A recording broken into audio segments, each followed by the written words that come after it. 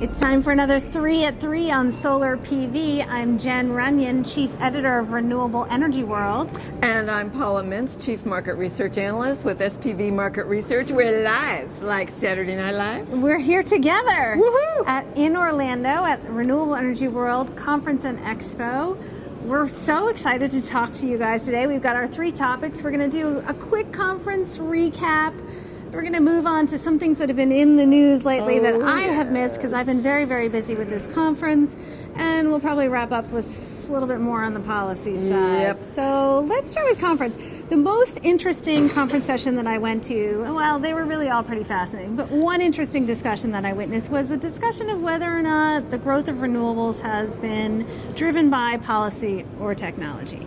And so the panelists all really converged on, yes, policy certainly started the industry, but then there was debate about whether or not we may be at an inflection point where technology is taking over. Oh, that pains me because there's such a thing as making money and having a margin that doesn't exist with us right now. Well, so costs are coming down. They are dropping. I mean, that is true. Not the rate of price. Maybe not as low as the PPAs that have been bid, but they have come down. We do know that costs have come down. Ouch, painful, And so you can install solar and wind at this point at costs that are comparable, compatible, and beatable to fossil fuels. Yes, you can do that and lose money too. You can, but still, if we're talking about the growth of renewables, that could be a technological reason If you're talking about absolutely no reason for actual profit or margins above,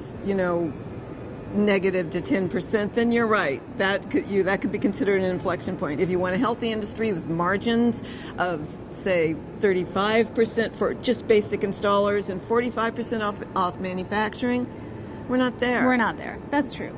That's true. Well, what would you say? Has it been driven? Has the growth so far been all driven by policy? Policy, or mandates. Mm-hmm. China's growth, mandates. Still policy. And well, I don't know. I guess it's basically you will do this. Government set rules and regulations. Do it. Yeah, government set rules, regulations, and money. Yeah. Yes. And government money. Yeah, and that's government true. money.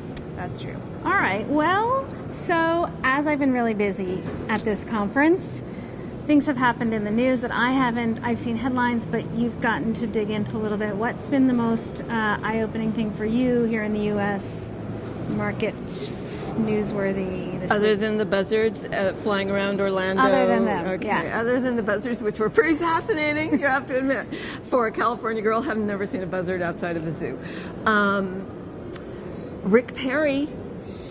I think that President-elect Trump's cabinet is in place, and it's the cabinet that favors fossil fuels, that are either outright climate change deniers or climate change skeptics, and the promise he made to sort of strip fossil fuels of renewables, pardon me, you're right, Yeah. mea culpa, renewables of any sort of funding and support, I think is looking more and more likely. Yeah, it's scary. It's scary. And so that's probably the big thing. I think that industry-wide, it was the announcement of he will be Rick Perry, who at one point I don't think could remember the DOE. Forgot the name of the Department of Energy, famously, and then said, and now he's going to head the Department of Energy. I think that anybody that's working at the Department of Energy, our wonderful national lab, NREL,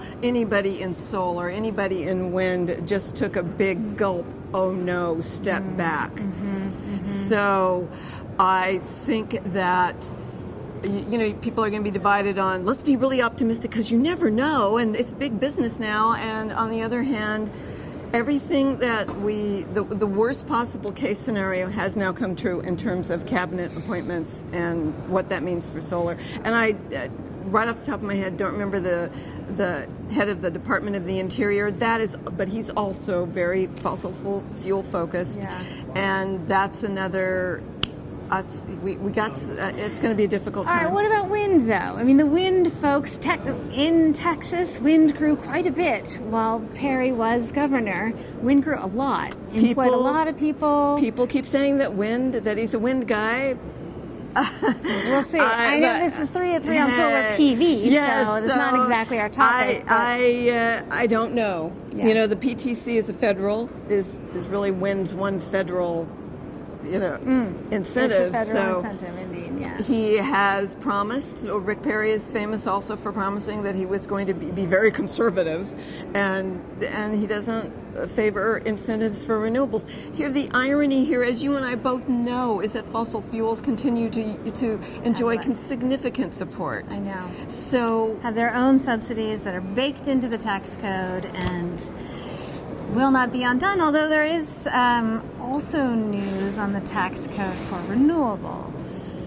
Right. Well, I think actually more cautionary. Yeah. So for solar and wind, there's the PTC, there's the ITC. The ITC has just been extended. The Republicans have made it very clear that they want changes to the tax code that will favor the rich. and that would be the time it's sort of been mentioned that they would be looking to do that around spring. They have to do something by April 15th. Apparently, I may be wrong. That would be the time to put changes through on the ITC. Right. And if Congress is united in changing the ITC, then I think all of us, and that includes me, that assumed it was safe.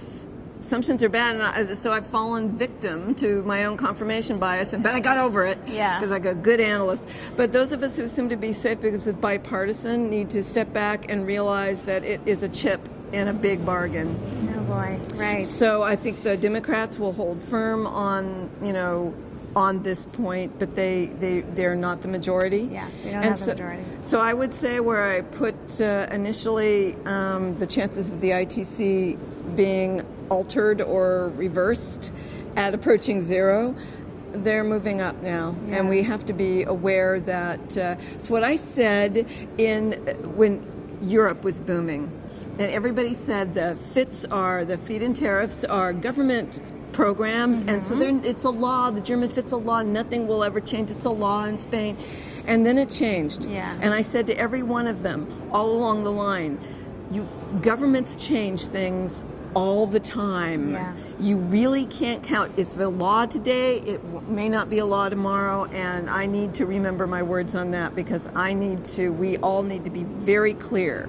So I do have a message. Okay, what's the message? Because we got to wrap up. I have a message. So I know, got a message. I got to wrap up. And I said this during my session here, my wonderful session on DG Solar. I said, we are bigger than installer in the U.S. We are bigger than our installers. Most of our jobs are construction. We're bigger than the construction jobs. We're bigger than the indirect jobs. We're bigger than the guys that make the steel tubes for the installations and the nuts and the bolts for installations and the trackers and the inverters. We're actually bigger. We're as big as all of our customers, all of our stakeholders. So now is the time to reach out, pull those people into our world and make them our lobbying force. Yeah. We are an army that's bigger than we think we are. Let's just focus on solar jobs. That's a wonderful thing. Or renewable jobs. We all need to work together, all the renewable technologies and our customers. And the customers, right. And that idea has been batted around for a little while, but it really is time to implement it. I'm baseball batting it. Yeah. Well, it's not that season. Basketball.